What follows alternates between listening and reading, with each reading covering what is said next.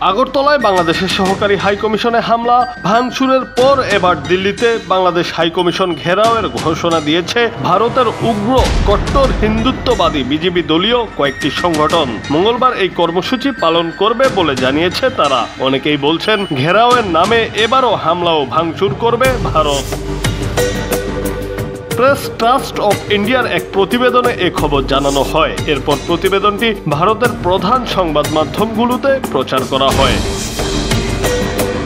খবরে বলা হয়েছে সিভিল সোসাইটি অব দিল্লি নামের ব্যানারে বাংলাদেশ হাইকমিশন ঘেরাওয়ের কর্মসূচি নেওয়া হলেও উদ্যোগটা প্রধানত ক্ষমতাসীন দল বিজেপির অঙ্গ সংগঠন আরএসএস এর।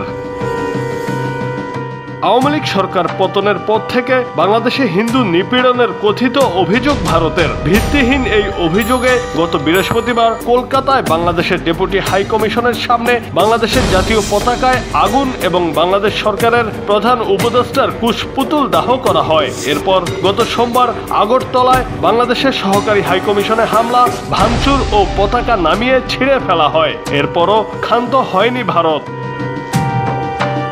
এখন দেখার বিষয়, এত কিছুর পরও সত্যিই কি এবার দিল্লিতে বাংলাদেশের সহকারী হাইকমিশনে হামলা করবে আরএসএস? যদি তাই হয় তাহলে বোঝার আর বাকি থাকবে না এই হামলা মোদী সরকারই পরিকল্পিতভাবে করাচ্ছে।